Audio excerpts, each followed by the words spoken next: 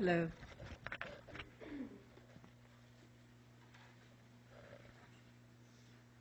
Hello. Hello. Can you hear me? I think I'm on, right? Can you hear me? Okay. All right. So let me get myself all oriented. Let me see whether I could.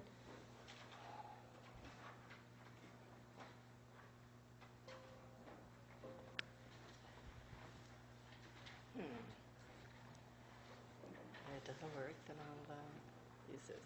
Okay. Make an announcement first about your online quizzes. Several announcements for today.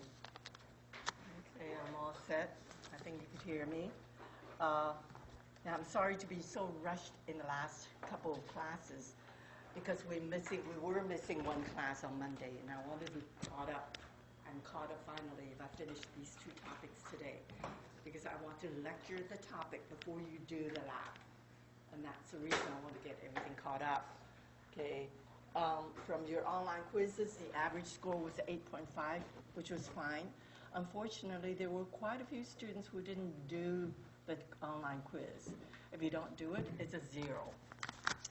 I've had a few students who sent me email and told me that, oh, something happened at home, I was cooking, or I had a baby crying, or I had forgotten, I thought it was going to be on Sunday closing. But anyway, whatever it is, I need to be fair with anything like this with a large class. I need to be fair with the entire class. I cannot open up for anybody unless if somebody has a written emergency note or illness of some type from the hospital, and I would have to get academic technology to help me. I have to get them help me in setting it up so that I could open again just for that student. So I always feel that it's not fair that students complain. Students will not like it if I favor only a couple of students or those students who complain to me that they didn't do. So it's a no-no. This is why I said that already at the very beginning.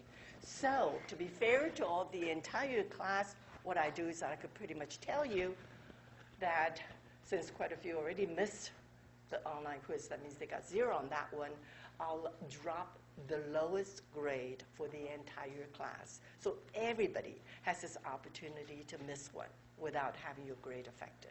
Okay, is that fair? So that if you continue for whatever reason it is, you're not familiar with the technology, whatever it is, you'll be able to continue to do the other online quizzes. All right. So this week is vegetable lab, and we've already done our Monday's lab. And Emil will do your lab on Tuesday and Thursday. And the lab reports are due a week from the lab day. It is in the course syllabus, if I remember correctly. It is in the course syllabus that for today's lab, your lab report is due Monday, next Monday, Monday from today. So, yes. Yeah, the quiz is going to be administered during lab time. Yes. Is it converting temperature at all? Oh, yes, there's one question on that. Oh, okay. You better know that. Okay. Yeah, everything else is all there. Everything else, yeah, measurements. And I did tell you what you need to know, like 3 teaspoons. Things that, I won't ask you nitty-gritty, difficult questions, very general questions about that. It's just that for you to be able to read the recipe and prepare a product, I feel that you need to know how to measure. And also, I did say you need to know how to convert from centigrade to Fahrenheit. So there's one question. Okay. So Emil, for those who have not taken the quiz, yes, Emil will be giving it to you on Tuesday and Thursday. See, I was talking about your lab report. Your lab report would, for my class on Monday, your lab reports are due on Monday from today. So basically, everything, the guidelines that are given to you in the course syllabus, I already mentioned, Emil gave it to you, your name, your ID number. You get 10% for the name of the food product you prepare that day. 20% lists all the ingredients and the functions of 3 major ingredients. 10% for brief preparation method, 30% for results in discussion, 30% you get the most from this, and discuss 3 scientific principles. Okay, so for this week, you could talk about the effect of acid on the colored pigment, effect of alkali on colored pigment, and the third one could be salt, sugar, whatever you have, lemon juice or whatever you're using. So you have to find 3 to describe the scientific principles. Comment on any errors made. Even if you made errors, don't worry about it, because it's the way you describe it. What happened? Just let me know what happened. What was it? Did you use something else instead of cream of tartar? Whatever error it is, and compare your product, the results, with the standard, and explain why you had different results, or any deviation, explain that. So you get 30% from that, okay? And 20% from English writing, because this is a GE class, you get double counted for this class, so they want you to write, make sure the grammar, everything's spelling, and we do want you to make sure you read it, okay? Either 11 point or 12 point, Cambria is fine, or Times New Roman will be fine, and 1.5 line spacing. Everything's described here, and cite 2 references. I said I'm making it very easy, but you do have to cite it according to APA style, and the link is there in blue, so all you have to do is click on that link. It tells you exactly how to cite it. You could cite the textbook if you want, or if you want, I did mention if you want, you could cite my lecture on PowerPoint if you want, okay? But you do have to practice doing that, so cite 2 references. So that's due 5 o'clock, by 5 o'clock the following Monday for my class. We give you basically 7 days, a little more than 7 days. The reason why I won't read anything if you submit it after 5 o'clock. So 5 o'clock, I will pick up all of them and I will read them. Whenever you get them submitted, I will probably start reading them. This is the first time I teach in lab in many, many years, so I'm learning also as an instructor. But as a student, I think the best way to do it is, I think that's your question, the best way to do it is, let me just finish this, is to save the document maybe on desktop, and then drop that document right into Turnitin assignment. So you'll see that. You see that link.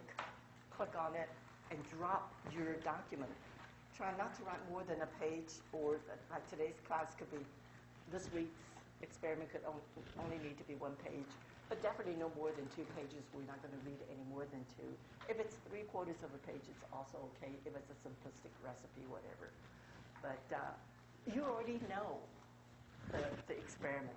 So for my students in today's class, I say, if you want to take a photo of that recipe, it's fine. That's what you do.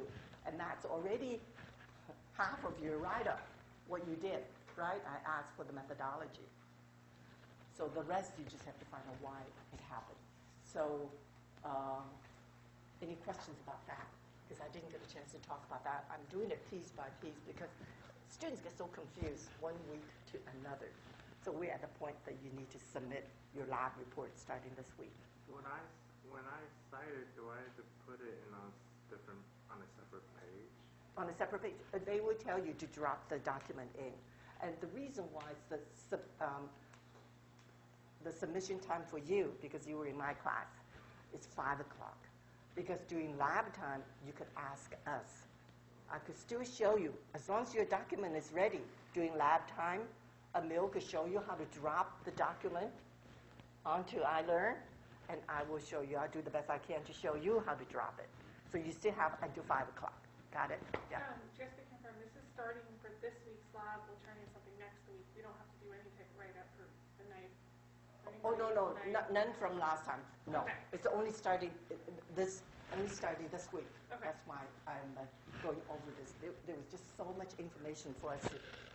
is this done? Okay. Oh, no. Okay. Since there are seats, I would like students to come to my class because it makes the class much more interesting if I have questions from you, or I see your reaction, whether you're interested or not. And it does make my teaching so much more pleasurable if I have the room full.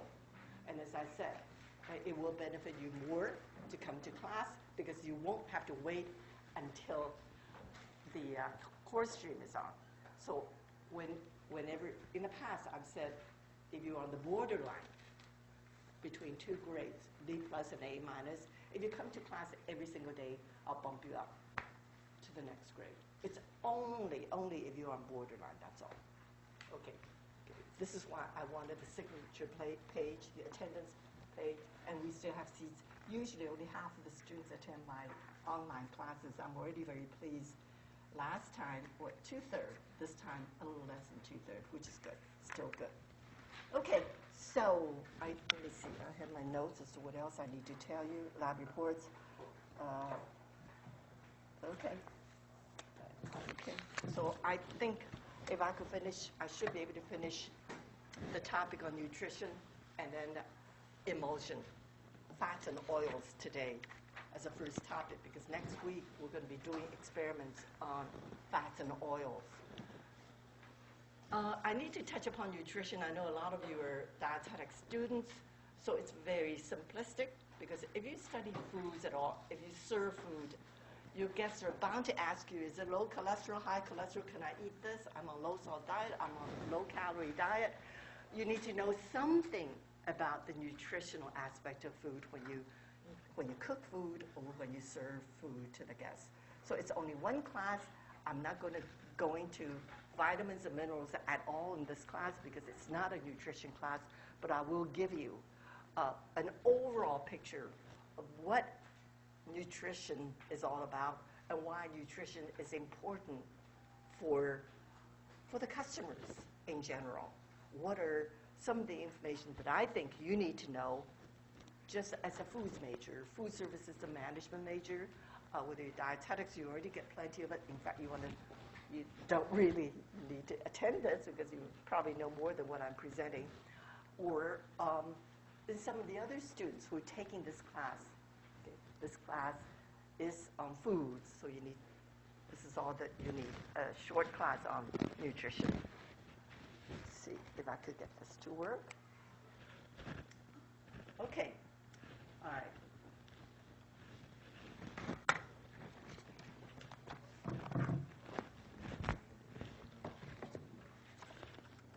Okay, there are altogether basically 6 components. I'm going to start with, let me see. Okay, water in the body. Water, carbohydrate. I'm going to talk about carbohydrate, fat, protein, vitamins, and minerals. Vitamins and minerals, I probably won't touch upon that. It's just too lengthy, and it won't be appropriate for me to go into detail in this particular class. And I'm going to skip around until I get to water. Water, of course, is very important for the body. That's why we drink water. We need water. 50 to 60% of the body is water. And it's a critical nutrient, as you know, if you've had any nutrition at all, because this is the medium where all of the biochemical reactions are taking place in the body. And without water, biochemical reactions cannot take place. And also water is important because it carries a lot of nutrients. It carries whatever we eat, the good nutrients, to the cells. It also carries all the waste from the body cells away to be eliminated. It also carries red blood cell, white blood cell, antibodies, oxygen, carbon dioxide, you name it, everything. Whether it's gas or nutrients, whatever, vitamins, to the various body cells. And also water is important to maintain body temperature. That's why when we're sick, high fever, children are sick, you put ice on, alcohol rub to keep the temperature down. The person's too overly heated. And the body temperature needs to be maintained for it to be well. Okay, so I might skip around, but the slides that are important, I would definitely, most of the slides are all, of course, important, otherwise I wouldn't be presenting them here. But let's talk about water, states of water. Last time we already talked about that briefly. In the middle is water. And what happens to water when we heat it? It turns into what? It turns into gas, or it turns into steam and gas. So gas is volatile, as it states, water turns into steam. At what temperature? That's what I wanted you to know. At what temperature does water turn into steam? 212 Fahrenheit. Remember, you have to know the difference between Fahrenheit and centigrade. Or 100 degrees centigrade. It's very confusing. And on the other hand, if you want to freeze it, you could turn it into solid. Water turns into ice. At what temperature? 32 degrees Fahrenheit or 0 degrees centigrade. The difference is 32 degrees. And there was a student who came to me last week, and I said, well, if you have any questions, you should have asked me. I wish you had asked me. She said that am I right? What is your name? Matt. Oh, Matt, yeah. Matt? Max, yes, I remember you now. You added a little bit later, yeah. Max, you asked me a question. What was your question last week? And I said, make sure you ask me again. You said that you were taking temperature at a restaurant or something, food establishment? Yeah, and I thought that freezers were supposed to be at 32, but you said they're supposed to be at Okay, yeah, what should be the freezer temperature? Good question. What is the freezer temperature? You want to check the thermometer each time you walk by a freezer, and that temperature should be what? Should be at 32, which is freezing. 32 is freezing water. Is that the temperature we should keep it at? No, good. Why? What should be the temperature on the freezer? 0. Why is that? Well, what it is that we want the temperature to be lower, 32 degrees lower than 32. Why? Because this only freezes water, does not freeze meat. You understand? You need to go much lower. Okay? So, is that your question? Why is that? You have to keep the temperature at 0, not 32. 32 would only freeze water. You have to go way below 32. The safest temperature is 0 to make sure everything's frozen. Water, meats, fish, chicken, whatever you store there. Got it? Am I right? Yeah, so we have to take it to a much lower temperature, 0 degrees, to freeze all food, meats and all that. Okay? But water itself, if it's not meats, water itself becomes ice at 0 degree or 32 degrees centigrade. Okay? That's what it is. And by the way, when you freeze water becomes ice, look, the expansion occurs, right? It also always expands about 20%. So make sure you make that allowance. When water expands, it's going to, freezes, it's going to expand, okay? And of course, over here, when you boil water, it's going to turn into steam. It goes into the air. Okay, now let's talk about carbohydrates. Carbohydrates, when we say carbohydrates, what are we referring to? Sugars, good. What kind of sugar? When we say sugars, what is it? What kind of sugar are we talking about? Glucose. Yeah, glucose, the simplest monosaccharide, yes. What else? Another common sugar that we eat at the table? Sucrose, or table sugar, or sucrose. So there are a number of different sugars. Fructose is a very simple monosaccharide that's very sweet from the fruit. Okay, but actually glucose is also found in fruits also. Okay, so sugars, and the next category of carbohydrate will be what? Will be starch. All kinds of starches. Where do we get starches? From potatoes, yeah. From the root of the vegetable, potatoes. Okay, what else? Wheat, rice kernel, okay, what corn, whatever that you're eating. That's more complex carbohydrate. So we make wheat flour, all-purpose flour, or whole wheat flour as starch, make it into bread. And next is fibers. Big category, very important category of carbohydrate. Fibers are very similar to starches, except that it provides what? It provides bulk. Fibers, everybody talks about fibers being very important, okay, because it's only partially digestible. So you have a lot of roughage there that's still eliminated. We'll talk about that in a little while. Okay. So where do we get simple sugars, starches? Starches are more complex, long chain, and fibers. Plant is where we get them from. Remember last Monday we talked about that from photosynthesis. That's how plant makes food for human beings. We breathe in oxygen, we breathe out carbon dioxide. They love the gas that we give out, which is carbon dioxide, with some water under sunlight. Photosynthesis, they make food for us, whether it's green vegetables or starchy vegetables like carrots, potatoes, turnips, whatever we eat. Okay. So carbon dioxide from us, water from us, under sunlight gives us carbohydrate. And oxygen back to us, which is fantastic. That's what we need. We talked about that already. Okay, so that's where we get the classification of carbohydrate.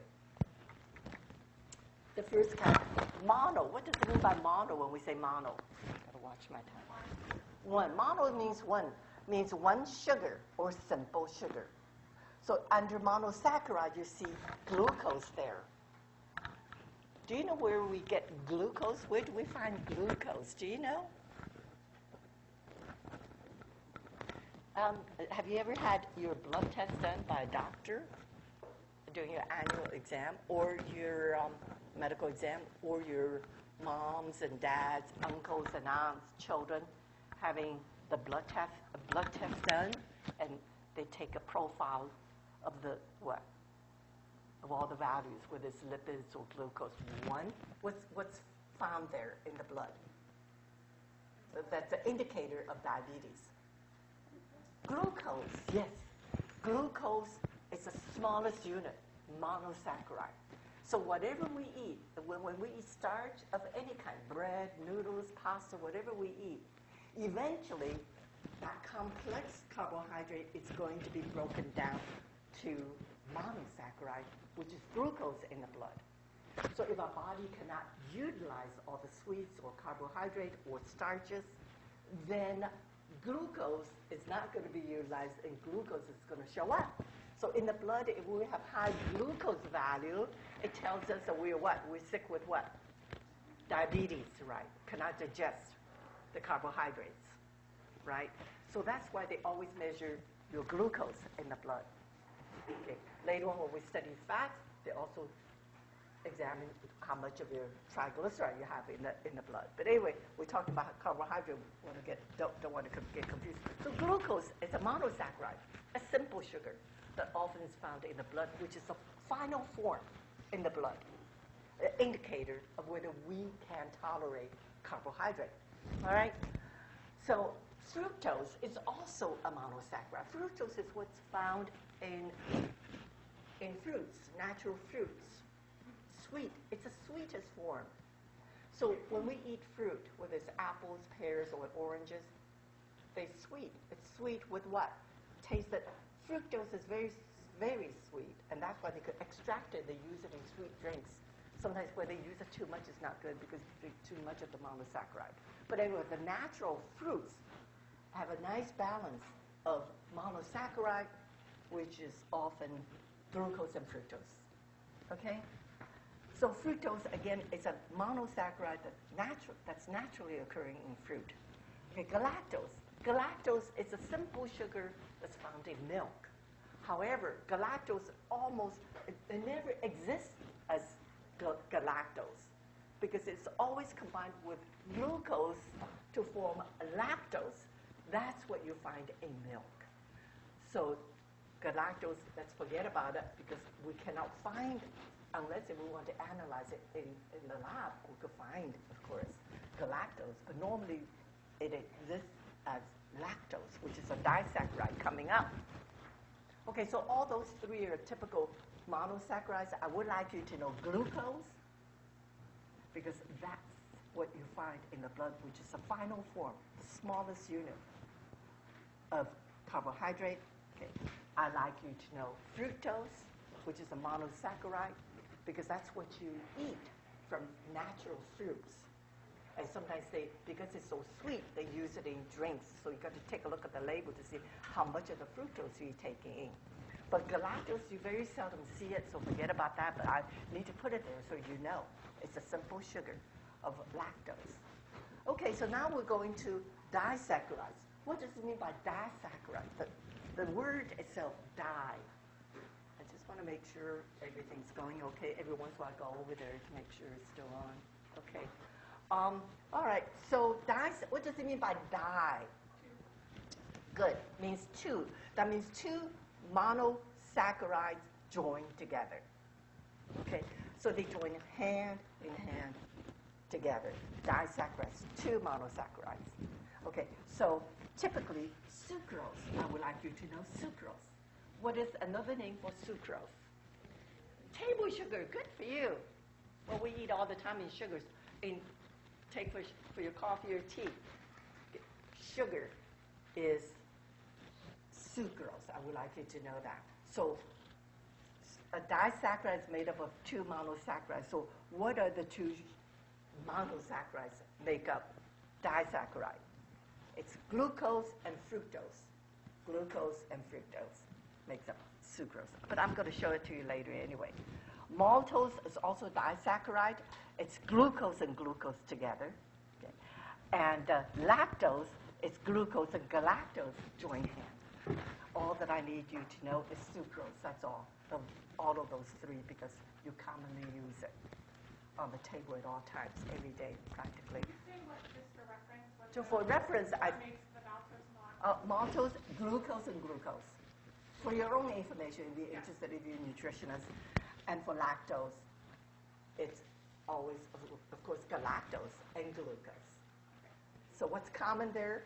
What's common there is glucose, right? They all have glucose as one. The other one is different, right? Maltose, two glucose molecules, okay? So, but I think it's coming up later. You can see it on the slide, I think. Yeah. Polysaccharide, what does poly, the word poly mean? Several. When you have many glucose units joined together, it's called polysaccharide. So some of them are digestible, some are not digestible. Typically, the digestible ones are the starches.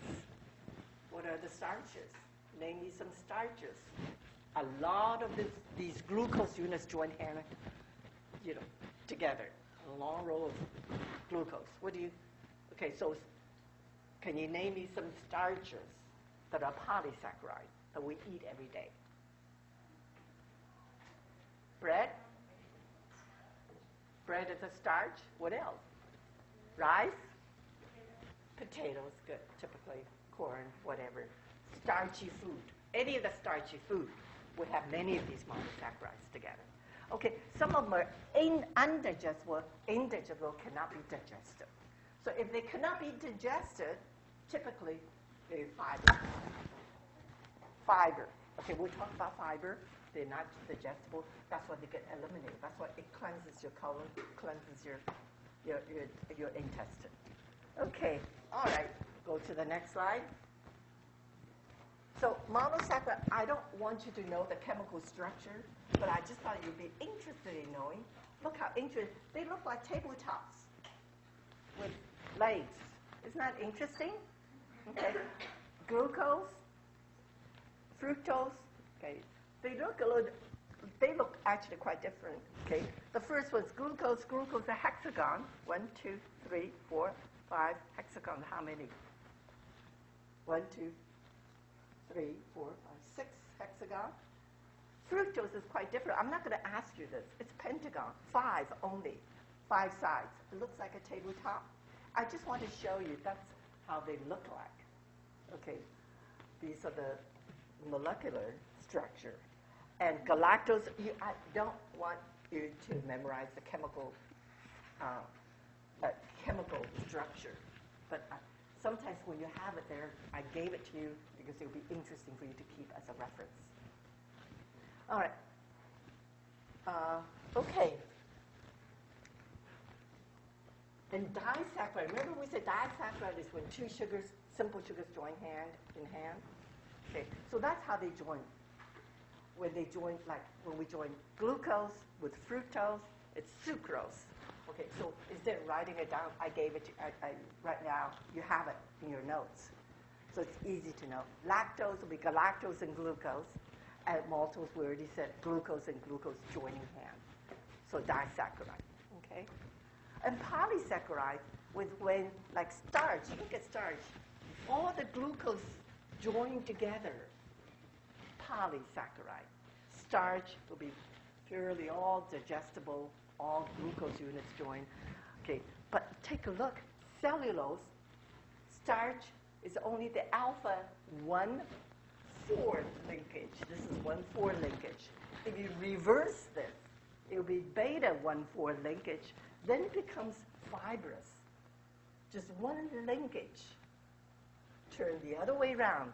I mean, all of the linkages are like that. They become fiber. So chemically, I just thought I showed you such interesting structure. You don't need to know. Not in this class. Let's talk about fiber per se. What is fiber? Fiber, of course, is polysaccharide. It's not starch. It's also polysaccharide. Many of these glucose join, but in a different configuration. Fiber is indigestible by humans. Okay. What kind of food would give you fiber? Every morning, some people always eat that kind of cereal. High-fiber cereal. High-fiber cereal, which everybody says is very good for you. All the whole grain cereal, bran cereal, and of course you could always add some blueberries, some fruits to it. But all these, and also some vegetables and fruits, they all contain fiber, lesser or more amount. Okay. When you eat cereal, for example, whole grain or bran, let's say bran. How many of you eat bran cereal in the morning? You do? Good. Really good. Bran cereal, when you put it in a bowl, cereal bowl, you pour milk into it. Almond milk. Okay. Oh, that's almond milk you drink, that's fine. When you pour whatever milk to it, what do you notice right away? If you pour a little bit of milk to it, yeah, it gets absorbed into the fiber, the water, whatever you use, milk that you use gets absorbed immediately.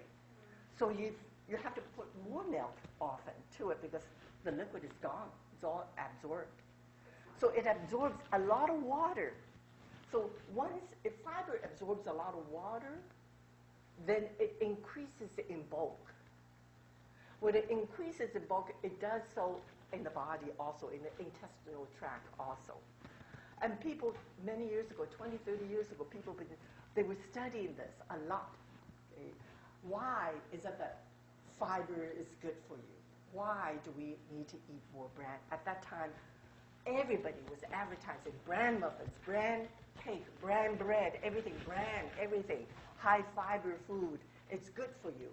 The reason is that it absorbs more water. When it absorbs more water, then the bulk, the volume increases. When it goes through the small intestinal tract, eventually to the large intestinal tract, it increases the bulk, it increases the fecal bulk, and it eliminates the waste very quickly. That means it goes through, it decreases the transit time. That means it takes less time to go through your body to be eliminated. And that's why your body is a lot healthier, because they found, and that was only 20 years ago, no more than 20-some years ago, they found that when you eat fiber, it lowers the risk of colon cancer. Because when the dirt gets stuck in the large intestine, if it does not move fast enough to be eliminated, it causes problems. Because the bacteria, especially the bad bacteria causes problems in the colon. So now if somebody has colon cancer, generally speaking, the nurse or the doctor would take a diet history from the patient. What is your regular diet like? Do you eat any fruits and vegetables? Do you eat whole grain? Do you eat bread? What is it? This tells them something. Then they put all the studies together, all the results together. They come up with somewhat of a conclusion that fiber is very good for us. Basically, it cleanses our intestinal tract so that the bacteria basically don't stay in there and make trouble for us. Okay, so that now recently they come to a conclusion that it could lower the risk of colon cancer if you eat more fibrous foods. So go back to ancient days when they didn't have refined starch, refined rice, and they had to eat a whole grain and all that, which is much better. In addition to that, there was cardiovascular diseases also. So they did tie those two diseases to your dietary pattern, whether you eat, when you're taking a lot of fiber or not.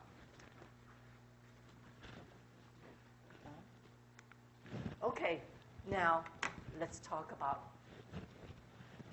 the nutrients.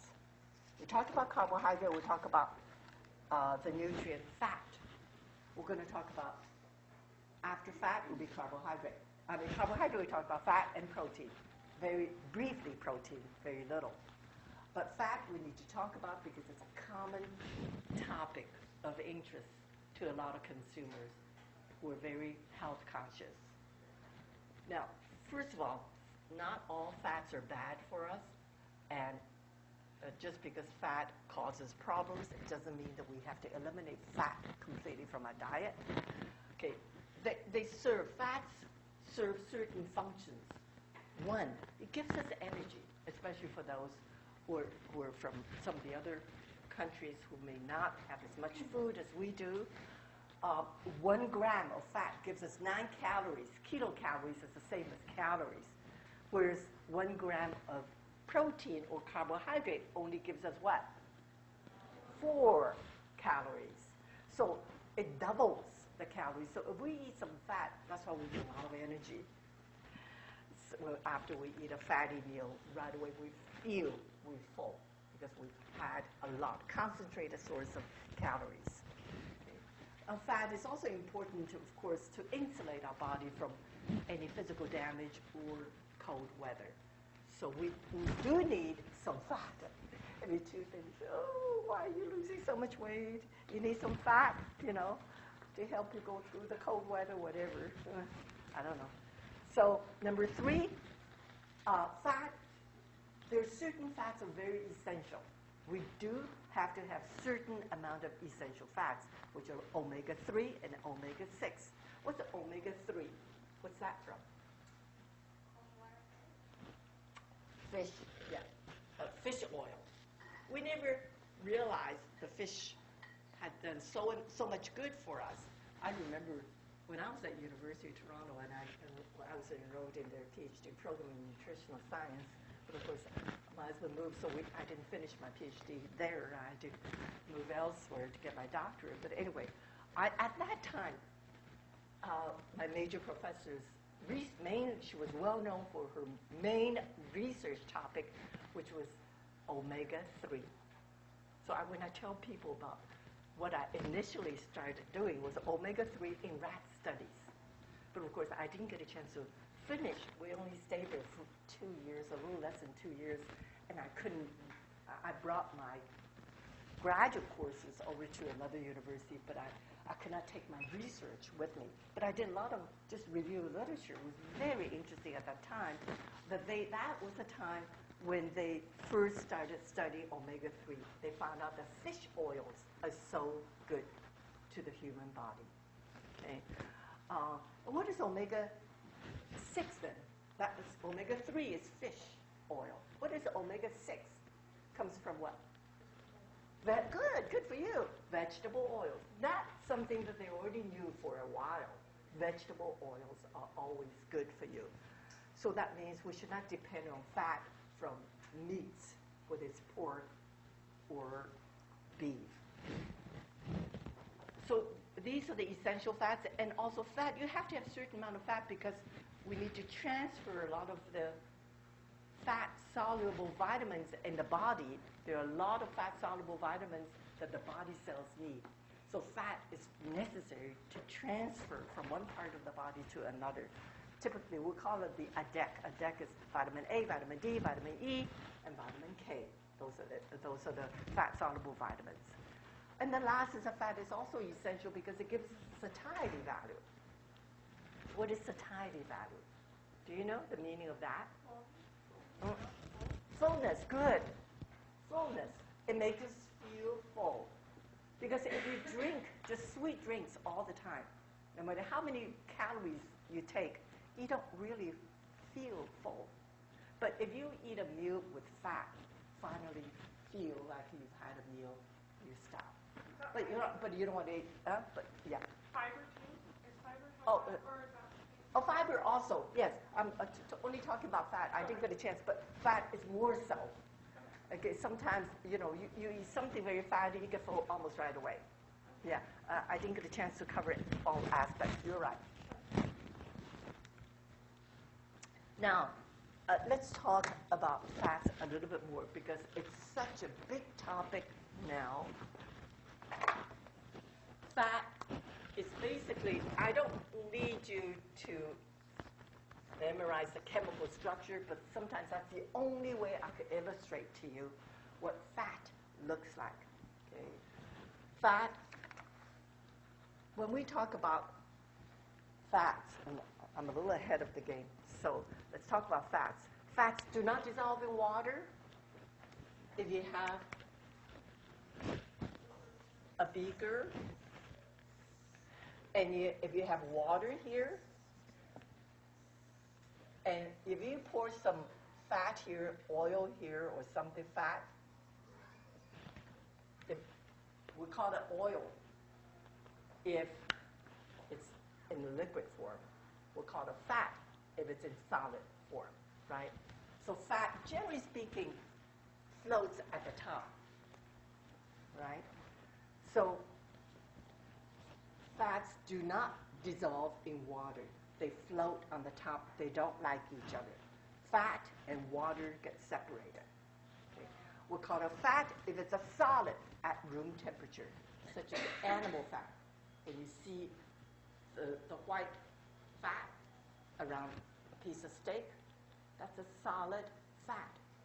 Okay, so solid fat is called fat at room temperature. We'll call it oil if it's liquid at room temperature.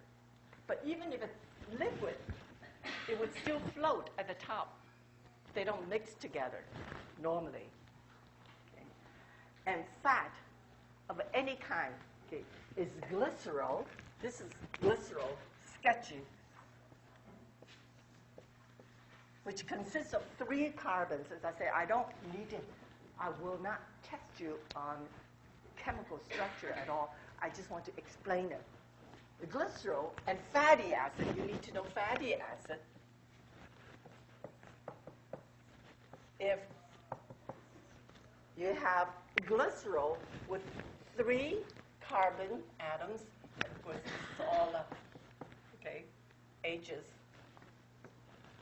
On one side, the glycerol is attached to a fatty acid here, a fatty acid here, and a fatty acid here. So you see glycerol here, you see a long-chain fatty acid. This could be 14 carbon fatty acid, or this could be 16 carbon fatty acid, or this could be 18 or 20 carbon atom fatty acid. So each one of these is attached to an OH hydroxide of the glycerol compound, or the glycerol, what we call, which is the main backbone for fats. Okay? So, let me see. At this point, this is all that I'm going to tell you for now, because many of you are not dietetics students. I don't want to go into detail. Okay? So, fatty acids could be shorter chain or very long chain, like this. Okay? Now, this is where I would like you to know, because everybody talks about it. What is a saturated fat? What is a monounsaturated fat? And what is polyunsaturated fat? Okay. We call it a saturated fat. Saturated fat if there are no double bonds. No double bonds. They're all single bonds, because each carbon has 4 valences, and they're all single, no double bonds. Okay. You call it monounsaturated fat. That means right in the middle there, you have 1 double bond. 1 double bond. And you call it polyunsaturated if you have 2 or many double bonds. So the difference is that saturated fats are all solid, no double bonds, they're all solid, like animal fats. And polyunsaturated has more double bonds, all liquid, olive oil, canola oil, vegetable oil, all kinds of oil. And they have a lot of double bonds. And that they found out many years ago, I would say 40 years ago, 30 years ago, that these polyunsaturated fats, they found, are a lot better for you, health-wise, than the saturated fat. Okay, so at that time, they already advertised, don't eat too much of the animal fats. Eat more vegetable oils. Okay. And then later on, they found out that the monounsaturated, when it's only 1 double bond, it's even better for you. So this is very recent. I would say last 10 or 20 years, found out that what are monounsaturated fat?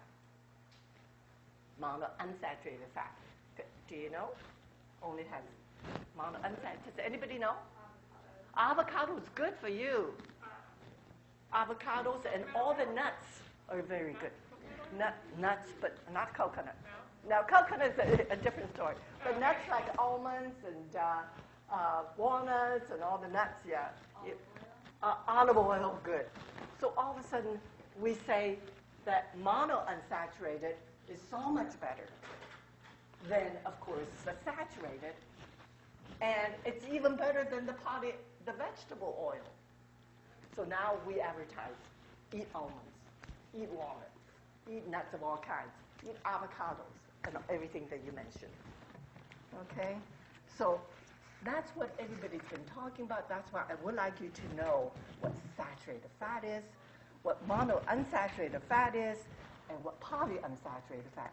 And when you read labels, it will help you understand what the butter, you know, they have all kinds of artificial butter. What does it consist of? As consumers, you ought to know what they mean. And now you will be able to understand what these ingredients are all about. So,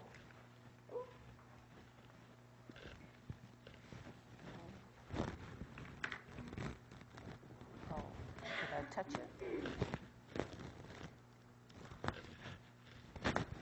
See, I literally cannot touch this at all.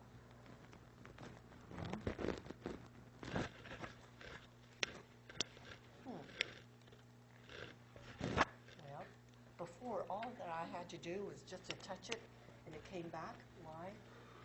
We wouldn't do that now.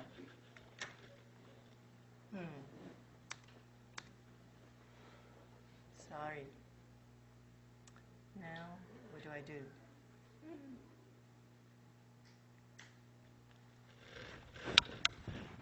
It's not doing anything.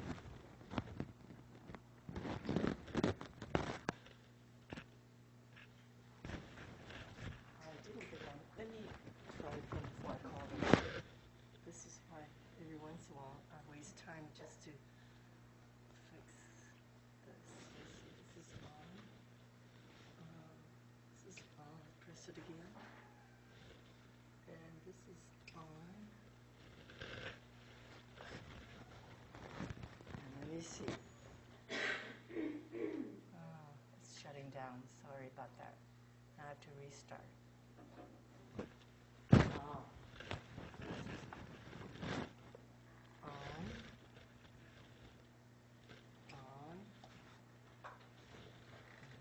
Computer.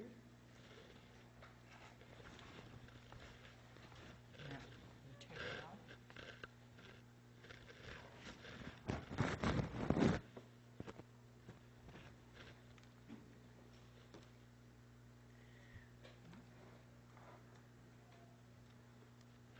Let me know if it turns on. Start. Oh. Well, sorry about that. I'll have to call them.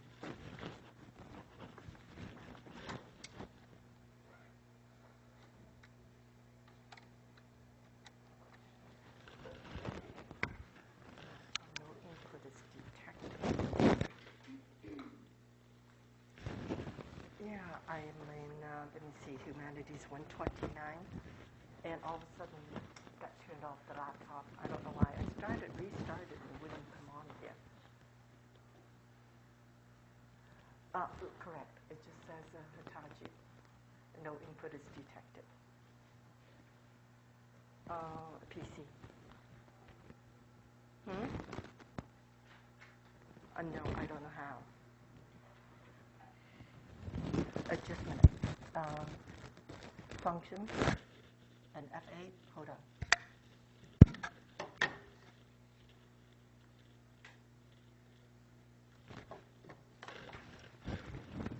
Did it work? No. Function. It's dark. Right. It doesn't do anything. Let me do it again. Let me do it again. It was working well. All of a sudden, I'll do it again. No, it says no input is detected. Go out. Video. Let me see where it is. Push video. Yeah.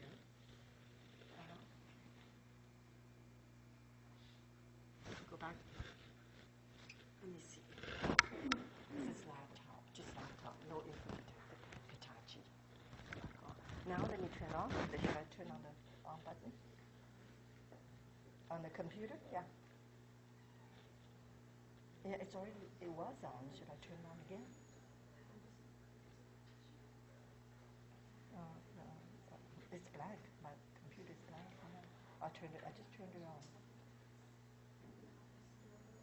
Now it says still. Let me take a look to see what it's going to do. I didn't touch anything. I don't know what I did.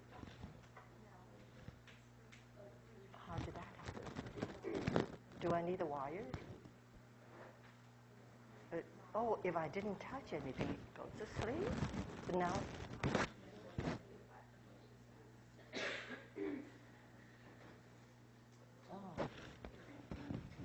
Say it again. I didn't know. I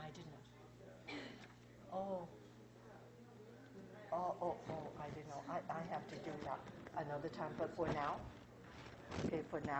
okay, I will stop by. Yeah, but for now, could you get it back on? Yeah, my computer's on, but it doesn't show. Just a second, I'll do it again. It's a Hitachi, not used. But my computer is on. Push it again. Okay. The same thing. Let me see. No input is detected.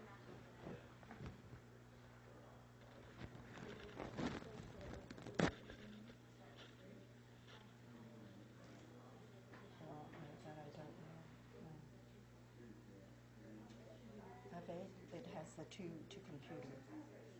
One at the back, one in the front. FN and F8 together. Yeah. Yeah. Together. Yes. Okay. Now let me see. Now I could put in access password, but the screen doesn't say anything. Should I just put in my password? No. Okay, just a second. Okay. But the screen doesn't show anything still. Now.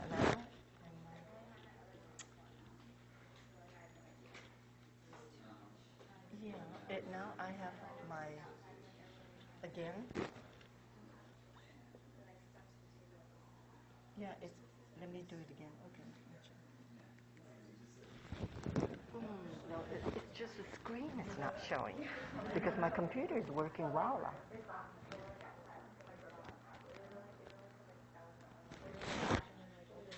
Let me see, function. On a computer, I'm doing it again several times. It doesn't say anything. 129. If somebody Sim, as I am. Okay, thank you very much. Okay, they don't know what it is, so I'm going to have to continue to teach. So because otherwise I won't get done. So somebody's coming over to fix. So anyway, they could hear me, and it's just that they don't have the slide, I'm afraid. That's the only thing. But they have their notes, so they could still follow. I would assume that they have their notes. Okay, so they could just hear me. Everybody could just hear me. I'm sorry about the disconnection. I don't know what happened. All right, so on saturated fat, I'm on the slide, saturated fatty acids. They could hear me, I'm sure. Okay, and on that slide, it says primary animal sources. If you take a look at the slide, you see that the fatty acids are all fatty acids have only single bonds, and there are no double bonds at all. So these are all the saturated fatty acids. So the main saturated fatty acids are found in what? In animal sources, such as pork, beef, fat, whole milk, butter, cheese, egg yolk, and lard. You know, typically animal fat that you could see the white fat visibly. But of course, butter, you could see also. What is butter, by the way? Where do we find butter? From what? Where do farmers get the butter? From milk. Okay. Now, when you go to the farm, you see from the cows. Yeah. When you go to the farm, you see that they get the milk freshly from the cows, and when you check the milk in the bucket, freshly squeezed milk, what do you see at the very top? Do you know? Chunks. Okay, huh? Fat? Yeah, basically fat. Okay, basically butter fat, or cream is what it is. And from cream, they could extract the butter. So can you see a layer of it visibly? Yes, you can see it. It is saturated fat. So milk fat is also saturated fat. And that's how they make butter. And this is why we say butter has saturated fat. We don't want to eat too much of it. And this is why from butter, they thought, well, if it's not good for you, and yet butter is so important in making pastries and tastes so good. So this is how they started making margarine. We'll be talking about margarine next. However, there are issues with margarine also. We'll be talking about that. So from whole milk, they also make consolidated into cheese chunks. So cheese also has saturated fat. And egg yolk has saturated fat. Egg yolk has saturated fat. And you can see it. And it's when you break an egg, the yolk. This is why I'm sure you've heard of your friends or family members who are low fat or low cholesterol diet. Egg yolk, they said, should be eaten less often than egg white. Okay, lard is what? What is lard? Yeah, pig's fat, pork fat. Okay, pork fat. Lard, I would say about 20, 30 years ago, you could still buy lard in the grocery store. Can you find lard now in the grocery store? Sometimes you can, depends on which one it is. Okay, but otherwise, not often. You may not find lard very much anymore in the regular grocery store, unless we search before. There's a big section on lard. Now, less often or not at all. Mainly because we're so conscious of lard being saturated fat, no double bonds. So that picture on the slide, I'm sorry that you cannot see it right now, but it shows the fat on steak, visible white fat, and also the marbling you see, the streaks of fat that you see on steaks, pork fat, and I showed a picture of butter and also egg yolk. Okay, so that's saturated fatty acid. We knew for a long time they're not good for you. Okay. And the next slide is on monounsaturated fatty acid. Monounsaturated fatty acid, I already mentioned a little bit before. Basically, all the nuts, peanuts, walnuts, almonds, okay, avocado, olive oil, and olives. All of these, even though they're fatty, but they consist of monounsaturated fatty acid, and they found in their study that actually they're good for you, even though they have fat. Okay, they're good. They are good for you. So monounsaturated means there's only one double bond, and that was more recent than some of the other more recent discovery than some of the other fatty acids. Okay, so the next slide shows polyunsaturated fatty acids. Polyunsaturated fatty acids are mostly vegetable oils. Okay, that's something that we found actually before we found out about the monounsaturated fatty acids. So people were asked to use vegetable oil because they were so much better than saturated fat. Oh yeah, hi. Can you? Yes, I couldn't get the slide to show. Don't tell me that you have a magic finger in it. No, I still don't see it.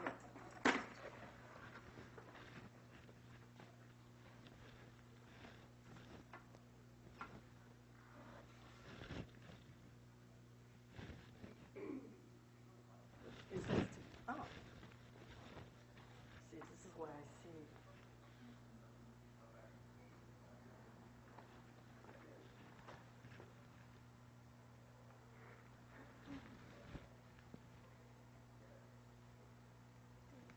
Oh, what did you do? It was kind of loose on your adapter. I didn't think I touched it. Yeah, but Oh, okay, all right. Okay, now I'm terrified too. Okay, thank you so much.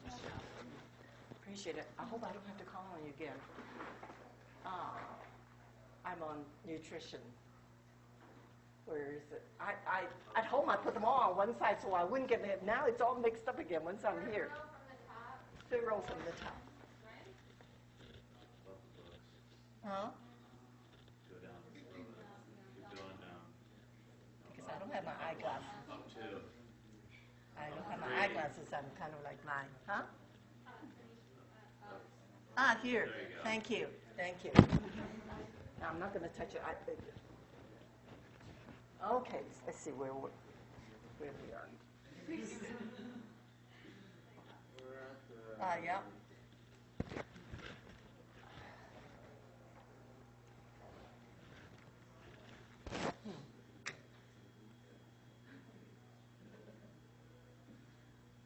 Okay, so we talked about unsaturated fatty acid with only one double bond. Okay, polyunsaturated. Okay, so for a while we knew that polyunsaturated fats are good for you. So people started getting smart. Polyunsaturated, with vegetable oil, you can't do anything with pastries. It doesn't work.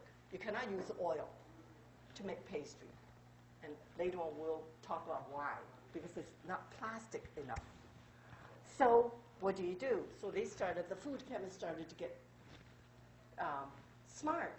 And they said, why don't we convert some of these double bonds to single bonds? This is good fat anyway. Oil is good fat. So all we have to do is introduce some hydrogen to it, right? You introduce some hydrogen to it, then you're forming saturated fat from vegetable source, partly unsaturated. Hopefully it's still healthy for you. However, when they did that, take a look at this one. Let me see what I could turn. No, I have to do this lightly. Take a look at this. When it's in the original form, it's a cis form. Cis, that means the hydrogen are on the same side of the double bond. And when they introduce hydrogen to it, they form some of them to be trans fat. We call it trans fat. Then they realized that trans fat also had problems. So for a long time, we were using Crisco because Crisco could be vegetable oils converted to solid fat. However, when they found out that it's trans fat, which is not good for you, yes? Nice. Why couldn't they just make it cis fat? Why couldn't they just make it cis fat? Cis fat is a liquid. So that's the unusual thing. The food chemists thought that they're smart by introducing hydrogen to it, right? You could introduce some of it to hydrogen, to not all of it, just so that you get some semi-solid to be like butter, right? It didn't work. It's okay, it worked. Gave us Crisco, which was fine. However, we found that Crisco has trans fat. They did it to margarine. That's how they made margarine. Margarine was fine. The consistency is perfect. But it gave us trans fat. The hydrogen were attached to the opposite ends of the double bond. That's what we call trans fat. And research found that trans fat is actually worse, could be worse than saturated fat. So they were at a loss. So for a long time, I was able to buy, margarine looking just like butter. And Imperial brand was what I used for a long time, for several years, until I found out, wow, I'm eating trans fat. And then everybody was dropping margarine, the stick form, because they look just like butter. Of course, they tasted a little different. And when they found out trans fat is worse, so that means Crisco and all of the margarine that are, maybe I could, well, I'll wait until she's back first. Okay. So it defeats the purpose. So now we know trans fat is not good. However, McDonald's deep fat frying their French fries in trans fat for so many years. McDonald's was well known for their French fries, nice and crispy. When they remove the fat, this fat, and putting another fat, deep fat fried in another fat that does not have trans fat, has somewhat of a combination of cis and trans fat. I go back to McDonald's to taste. French fries are not the same. They're not crisp. They don't taste the same. There's nothing they could do. So that means you cannot win. All right? Yeah? What about the butter, like the vegan butters, like the earth? Well, okay. They made a lot of different versions of margarine, Yes. or partially saturated, partially unsaturated. They've done that, and then they're putting a lot of other modified solids and all that. And that's what I'm buying. That's what I'm using now. Is that okay for cooking too? Not as good. Okay. Right. It's For never the same. everyday eating, Yeah, for daily eating, for my toast, it's just as good. But if you're going to make But not just as good. something- People don't like it. They said it's margarine. Yeah. Okay. Which, But if you're going to bake like something like a yeah, cake, yeah, don't yeah, get yeah, the yeah. regular You know fat. what I do? I still go back to, why should I take saturated fat or trans fat rather? I just use partially butter when it says a butter, I do half 50% real butter because it gives you the real butter taste Okay. when I make cake with butter. Okay. Well, I figured, what do you want? Saturated fat? Or well, you have to, if you want quality. And then the other half, I just use a modified margarine. Okay. That doesn't have so much trans fat. And people say, my children said that they taste just as good as real butter because you could taste the real butter. And on my toast, I still like my real butter, unfortunately. But I'm not concerned. I don't have problems with lipids in my blood, so depends on what your health is like. Okay, so I need to move on now. You got it?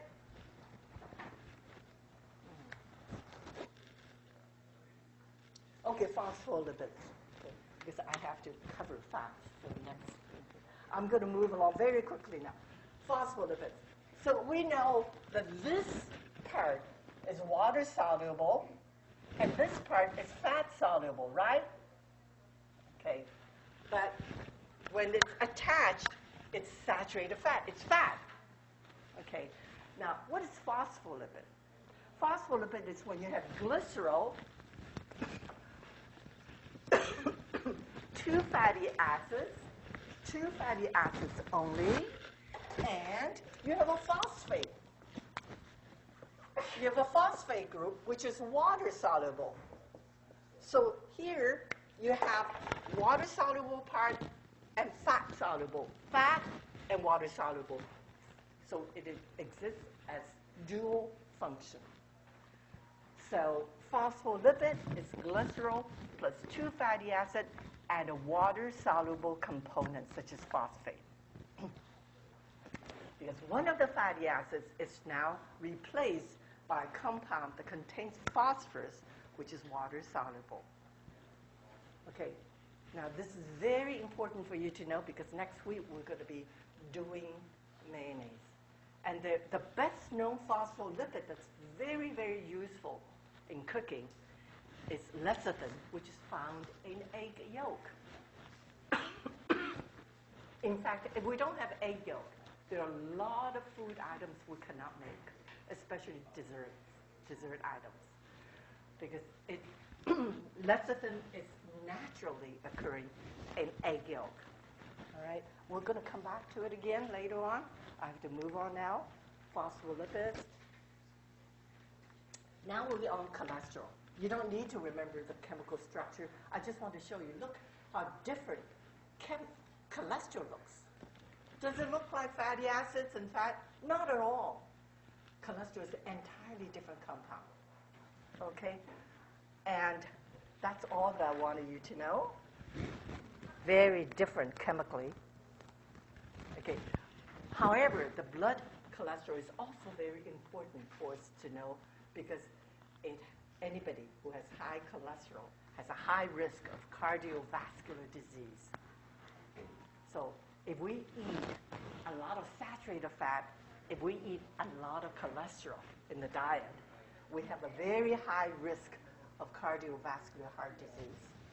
So usually when people are obese, they have some sort of lipid problem, and they have some sort of cancers or diabetes. So some of the diseases are related to these lipid values. Okay, so now let's take a look. I have to kind of rush a little bit. What are some of the foods that are high in cholesterol? Okay, yes, they are all in animal food.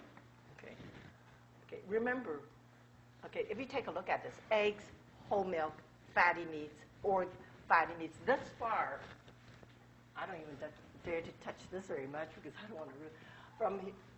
From up there to here, all very similar to what? Saturated fat, identical. The only difference would be shellfish is not that high in fat, but it has cholesterol, shellfish.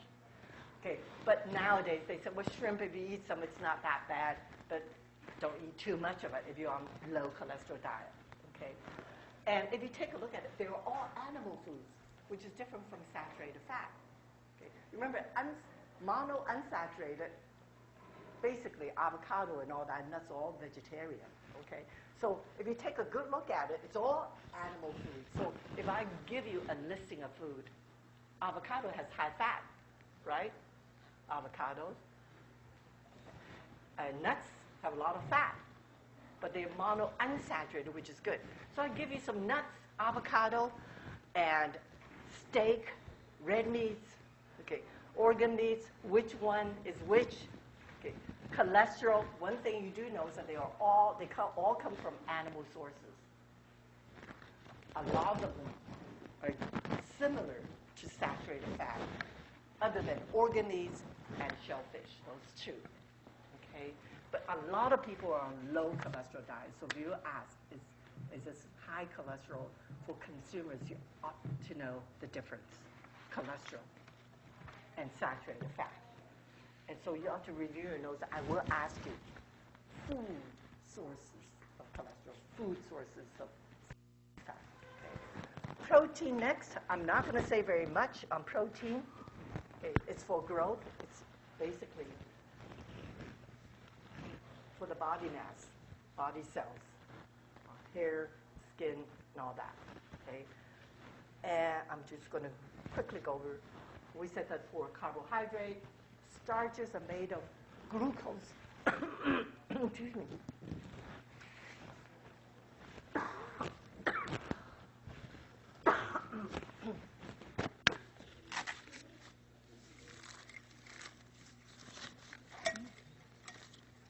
Just a minute.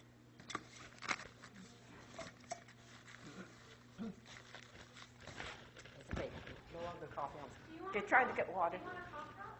No, that's okay. Cough drop doesn't, water usually does it. No. I was looking for this. Okay, thank you. I'm okay. It's gone. So, protein, instead of, remember starch is made from what, glucose units? With proteins made of amino acids. Amino acids look quite different than glucose units. I just wanted to show you this. You don't need to know chemical structures at all in this class. And so proteins are made of many of these amino acids. Some are essential, some are non-essential. Basically, animal sources are more complete proteins, and the vegetable sources are more incomplete sources, that means for growth. Okay? So proteins, I wish I could talk more about it. Protein basically is for growth. But because animal sources are better, a lot of people who are on vegetarian diets, and they said there's certain areas in India where, Indians are mostly vegetarians in that particular district, but most of the children are much shorter.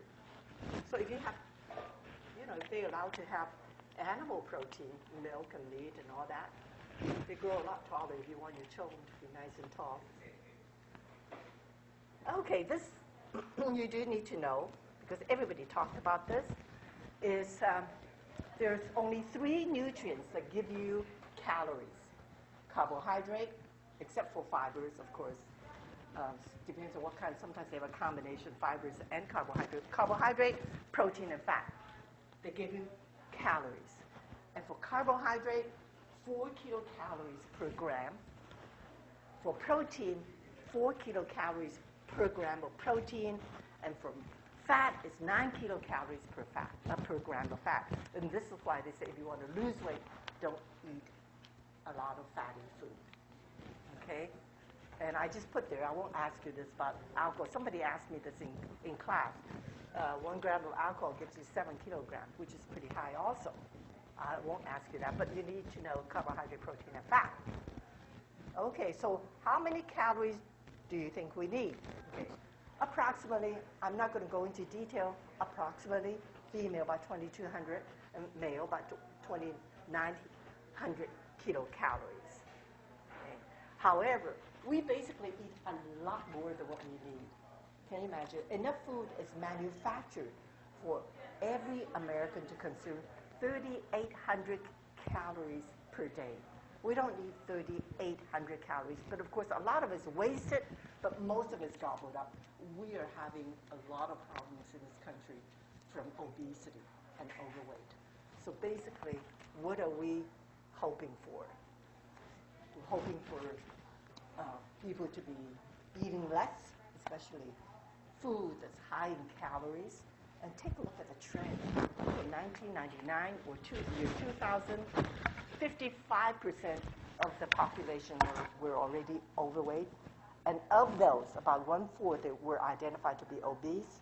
20%. At that time, that was the definition. Okay. Nowadays, the definitions are more sophisticated. It's based on BMI. But looking at that, in year 2002, 64% or 65% overweight. And obesity in the United States in year 2009 and 2010, okay, about 36%. Oh, good. 36% adults and 16% of children. So they said that by year 2015, I was trying to look up a figure on the internet, whether we are 75% overweight, because it was projected that 75% of the population by year 2015 would be overweight, which is very, very high. We ate way too much food, and we could cut back a lot to reduce the nutritional concerns. And about when you go to the restaurant, if you are HTM majors, you work in the restaurant, they always ask you questions about, is this higher in calorie? Does it have fat? Does it have what? So after this class, I hope you at least know something about the basic facts about nutrition, questions that will be encountered wherever you go. And about the estimate, about 60 to 70% of the population have some kind of a nutritional concerns or on a special diet, and majority of them on low-calorie diet, if they follow it. So nowadays, it's about at least 65% of the population are either overweight or obese, which is very high. Higher, yeah. It is. It was projected to be even 75, but now it's 68, 60, yes, which is very high. Yeah. Okay. So I'm not going to talk about vitamins. They're water-soluble, fat-soluble vitamins. I cannot talk about that. I don't have time, and it's not a nutrition class. So I don't have time, and we don't need to know it at this point. We have all of the major concerns covered, but suggested dietary guidelines are to eat a variety of different food, maintain healthy weight, and that we should have a diet of low fat, low saturated fat, low cholesterol, and also a diet low in sodium also, which is better, and a diet with plenty of fruits and vegetables, and use sugar and sweet desserts only sparingly or moderately. And if we were to go by the plate, if you take a look at the plate, I'll quickly summarize it. Half of the plate, whenever we eat dinner, half of our plate should be vegetables and fruits. I know it might be a little drastic, but we try to do that. And only a very small percentage of people are actually doing that. The other half of the plate would be grains and protein. On grains, they're saying that we should have whole grains, and on protein, we should have healthy protein, more healthy protein such as fish and of course poultry. And that's the recommendation. Okay. For now, I'm going to. Yeah. I noticed that's from Harvard. That's not my plate, is it? Well, they changed it again. Yeah. I know. I was going to put another one, but I figured for this particular class, I just won't give them too many. I just went on ahead and used the same one that I used before. I know. Well, you must be a dietitian. I know. They're constantly changing. Sometimes some of the dietitians don't like it with the other version. So I thought, oh, well, for this, approximately. If it's good, it's already, if we could do that. Okay, thank you. They're coming. Do you want to tell them about the new version?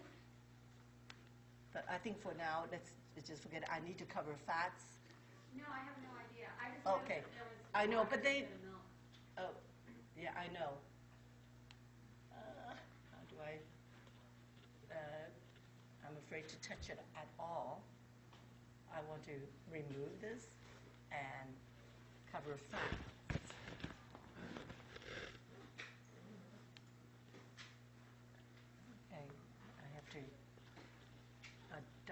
turn off. So, I know why is it that it would not. Oh, I know what. There, there's an X. Okay, now to find fat. If you find it, let me know. Or I have to put on my eyeglasses. The bottom next to the word. Here, fats, right here, right? Oh. At least it's a short lecture. I have to finish in the next 20 minutes because we're going to be needing this. Let's now talk about fats and oils. Okay, functions of fat. We have to eat some kind of, we have to eat some fat in the diet, and without fat, we will be lacking all of these functions or properties of fat that we enjoy in life. First of all, fat is very important in the property of plasticity. Fat is plastic in nature, or you could spread it like butter or margarine. And once you spread it, it's able to hold shape. So that when you're making pastry and all that, okay, you can put it in layers and layers. So fats are important in giving us that property.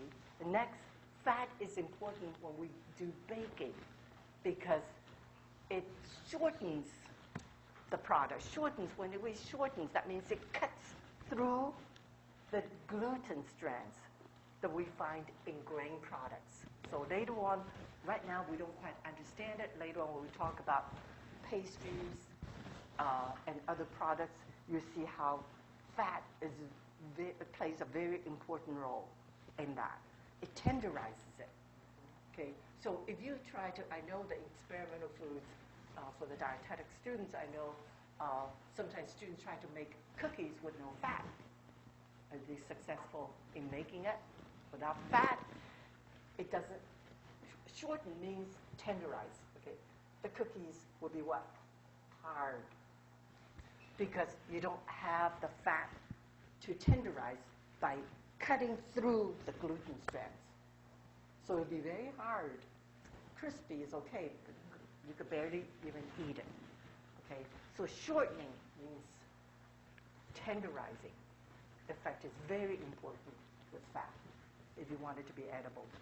Flavor, of course, fat has its own flavor. It also absorbs some of the fat-soluble flavors from other foods. So flavor, it does give you a good flavor. Appearance, fat, if you have some fat, it coats the food with a nice sheen, which looks attractive. Without fat, it's just blah, no dull, no finish, no nice finish at all. Satiety value, we already talked about. It gives us a sense of fullness so that we will stop eating. Okay, function of fat in food. Okay, emulsion. Let's talk about emulsion. Remember, I said over here, if this is water, you pour some fat on top of the oil on top. They don't mix. Fat is lighter, has a lower density, so fat is going to float on the top. And you think that you can mix it together, you shake it together, you shake the two together. No matter how you shake, after a while, they still separate because they are not miscible. They cannot be mixed. It's immiscible, incapable of being mixed, those two products, fat and water. Now, when you make a lot of food products, we need to have the fat mixing with the water phase very well in order to have a nice homogeneous product. So what do we do? Okay. Now we're going to talk about permanent emulsion. Okay. What do we mean by permanent emulsion? Permanent emulsion is when you mix a fat in with the water. You could mix, if you can mix the two together with some kind of an emulsifying agent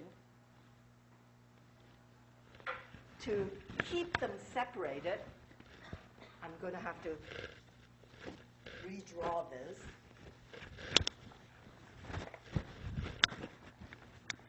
If you shake this together, mostly water or half water and fat, you're going to see this is water phase, and this is oil phase. This is oil. Okay, you want to keep them separated. If you could keep them separated as oil droplets in water phase, then you've got a good emulsion. So food chemists always try to see how we could do this. And what it is that in order to keep the oil droplets in permanent suspension, you've got to have a layer of emulsifying agent. And this layer of emulsifying agent has to be one part water phase, hydrophilic, and the other is hydrophobic, so that they line them up to keep these water droplets separated permanently. They never liked each other. They never liked to live together. All of a sudden, you shake them so much, and you put emulsifier there. Emulsifier has two ends, water phase and oil phase. Water phase faces water, oil phase faces the fat, and now they could be in permanent suspension and live together happily after. So how do we do it?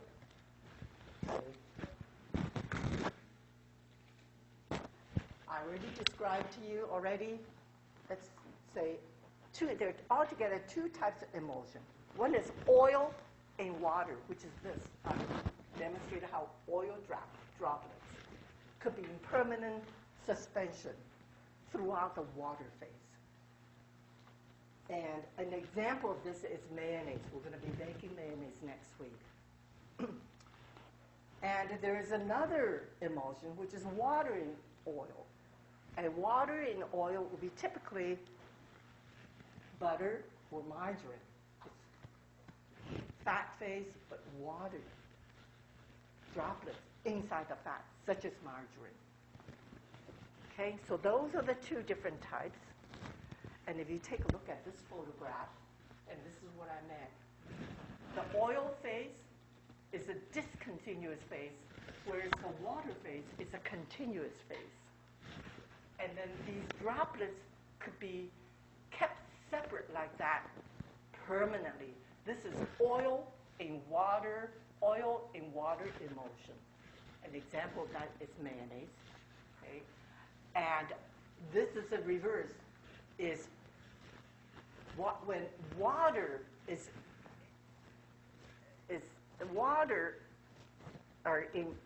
in droplets like that, in permanent suspension of oil, which is the continuous phase. So you could have it either way, as I said.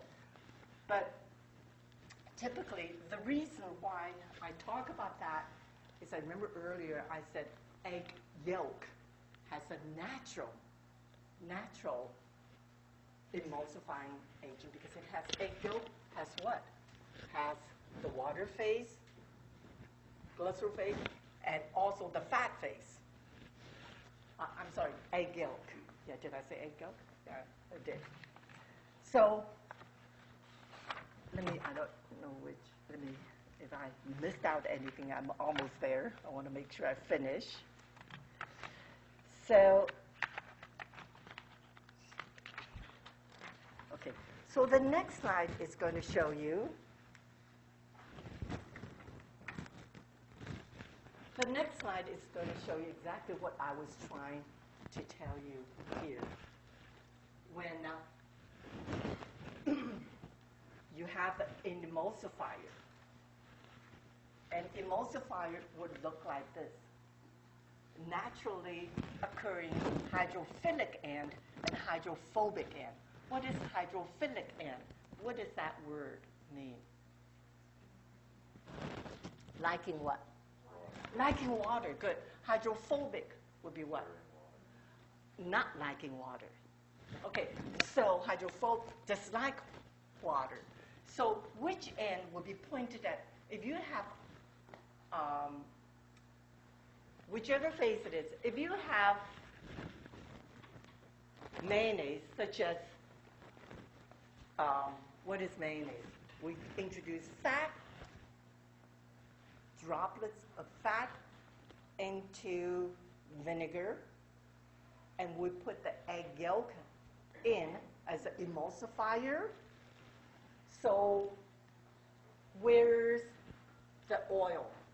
The oil, we're introducing oil droplets in. This is the oil droplet, and this is vinegar in here. And look at this emulsifier. The large end is pointed at what? At the water, hydrophilic end. Hydrophobic is the smaller end. So if you look in a microscope, it's very interesting. They are all emulsifiers all lined up around these droplets of oil. It's amazing, symmetrically lined up.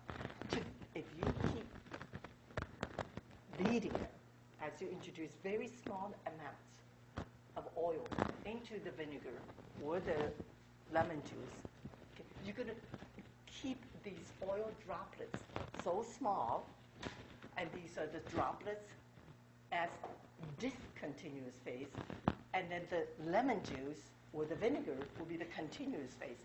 That's what each droplet looks like.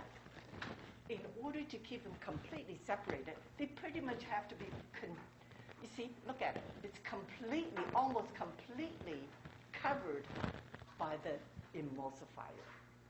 So that's how they are able to stay together as a permanent emulsion, such as mayonnaise. Next week, when you do that, you see that mayonnaise could stay forever as this. Okay? So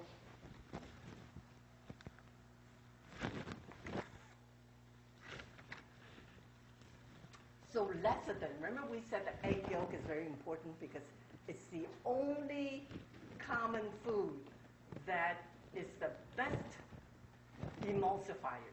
Without egg yolk, we cannot, there are a lot of fancy foods we cannot make. Holiday sauce, mayonnaise are the two examples.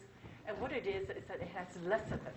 It's lecithin because, remember glycerol attached to fatty acid I talked about? Non-polar, which is fatty. The last carbon is attached to phosphate, amino alcohol phosphate. It's phosphate, which is water soluble. That's why it has a water soluble end and a fat soluble end. And fat end will be small end of the bubble, and the large end, of course, the previous diagram is a water soluble end. This gets attached to this. Each of these gets attached to oil droplet in water phase, and that's how they keeps it separate. Very interesting how they line themselves up in permanent emulsion. You cannot break them apart. All right, so I'm almost done. It's a short. So next week you're going to do mayonnaise. For my group on Monday, I would like each group to divide this recipe in half, so only use one egg yolk, and cut everything in half. Okay. What it is that you put egg yolk, salt, you have salt, powdered mustard, sugar and pepper. All these are stabilizers. They stabilize it because they help to stabilize the configuration. Anytime you add any of the condiments, pepper, mustard, it keeps the mayonnaise in permanent suspension. That emulsion stays there. Okay, so divide this into half. You've got the egg yolk. What is egg yolk used for? Why do we have egg yolk? It's a what? Emulsifier. Okay, salt, mustard, sugar, pepper, whatever you have, maybe any kind of pepper or any other condiments, act as stabilizers to help stabilize the emulsion. And you put, that's all you put, 4 to 5 teaspoons of lemon juice or vinegar. You put that in a bowl. You beat the egg yolks in, 1 egg yolk, salt, mustard, and pepper in it. Okay. Now, part of this vinegar could be water. If you want to put water in it too, but it doesn't have the acid taste to it. So the tart taste is nice in mayonnaise. We're going to use vinegar or lemon juice. And put all of the lemon juice, so the water phase is already in the bowl, all the condiments there, egg yolk is in there in a small bowl, and you're going to start beating that. And you beat it, okay, until it's nice and thick and pale yellow. Now we start introducing the oil phase. We start introducing oil in droplets only. It says add 1 tablespoon. I would advise you to add only 1 teaspoon. 1 teaspoon only. This recipe says 1 tablespoon because we're all amateur we're all students. Add 1 teaspoon at a time. Beat that vigorously until you get a good emulsion to get started.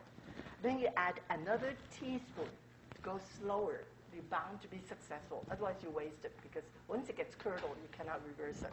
You can reverse it, but it takes too much effort to have to reverse it. 1 teaspoon at a time, and then another teaspoon of oil, beating vigorously, okay, all the while. And then later on, you could add maybe a little bit more, but you never add more oil to the mixture than what's already in there. So I would tell you again, and Emil will tell you, add it very slowly. So only 1 egg yolk in a bowl with how much vinegar or lemon juice do we use? Only 4 to 5 teaspoons. Can you imagine? That's all we use. And how much oil do we use? Look, for this recipe, 1.5 cups of oil, olive oil or another salad oil. But if you want to cut it in half, it's 3/4 of a cup of olive oil or salad oil and 1 egg yolk. And look, if you cut in half, you have to cut in half of the vinegar. It's only 2 to 3 teaspoons. Can you imagine what an amazing thing it is? That little egg yolk can support, can you imagine, in this recipe, could support 1.5 cups of olive oil.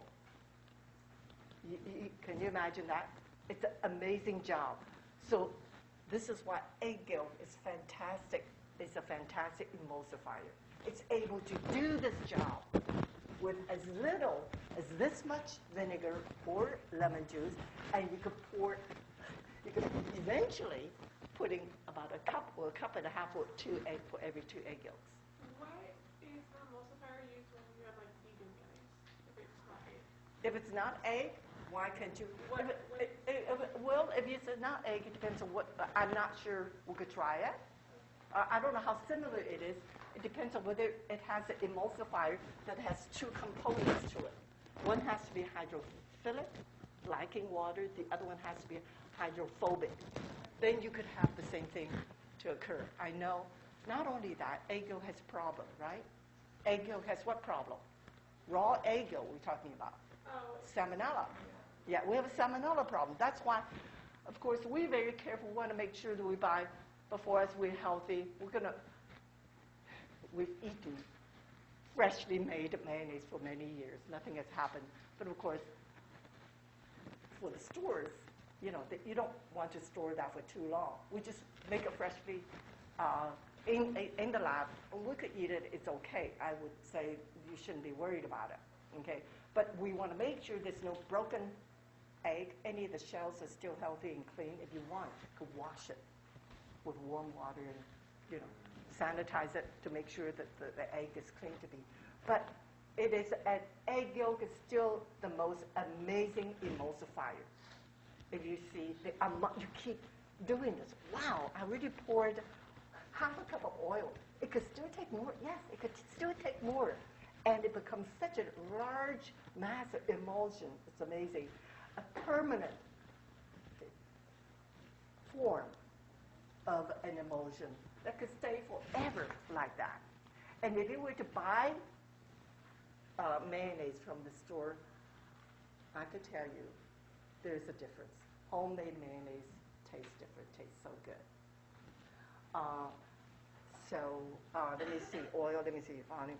So we would tell you how much you could, before only the instructors used to make mayonnaise, for students only to watch, they're afraid that you're going to ruin it, because the amount of oil you're putting at one time is very important. But I'm going to ask my students on Monday's class to do their own, because there's nothing like experiencing. But I will tell you exactly how. Basically, at the very beginning, putting very little at one time. Okay, so eventually you could still, it's broken. Once it's broken, how do you know it's broken? The emulsion is broken. Syneresis occurs. Yeah, it's not smooth anymore. Breaks out. The emulsion is broken up. Then you can't use it again. Okay, so let me see. I need to finish up. So once it's broken, there is a way to do it. You have to restart it, but I don't guarantee the success. It's not as good a product. So at the very beginning, be very careful. Next is temporary. I think this is the last. Okay, temporary emulsion. Okay, so oil and vinegar, salad dressing is temporary emulsion. What it is that you put olive oil in it, you put vinegar in it, balsamic vinegar, whatever it is, and you put some condiment to it. What are the condiments? Again, mayonnaise says what? Okay. What would you put in it? Generally speaking, a salad dressing, Italian dressing. Vinegar, oil, and what else are you putting? Some pepper, and what else? Mustard, salt, mustard. These are all condiments. They only act as temporary. Pepper, mustard, paprika. They're all seasonings to help keep the oil and acid emulsified for a little bit longer. It's not a permanent emulsion. You allow it to stay. What you do, you put it all together, you shake it, and we'll show it to you for my class. We'll do 2 of them to show you. Very easy to do. Generally speaking, I added this, by the way, to show you. Generally speaking, every once in a while, I say revise, R-E-V. That means I made, each time I look at my slides, I say, oh, I should put something else in. And I did it, and I said, oh, what about students who already made copies? A classic vinaigrette has a ratio of 1 part of vinegar or acid to 3 parts of oil. That's basic, the basic ratio. And you add paprika, mustard, anything else to help the emulsion stay a little longer. You shake it up. You think it's emulsified. After a day, after a few hours, they separate again. So it's only a temporary emulsion. Why is that? It's because what? We don't have a emulsifier. So this is why egg yolk does magic to a lot of food products, hollandaise sauce, a lot of products that we're not able to do. Okay, wow, let me see what time is it. 4 o'clock. So types of fat, all these are types of fat: butter, oil, margarine, shortening, and lard. I'm going to, we already talked about this, so I'm going to skip this. And butter, we already talked about butter also. Butter comes, actually, when you go to the farm, the top layer is cream or butter, actually. The cream is taken up, and there is a natural emulsifier there, generally speaking, in milk. The natural emulsifier is a phospholipid, actually, natural.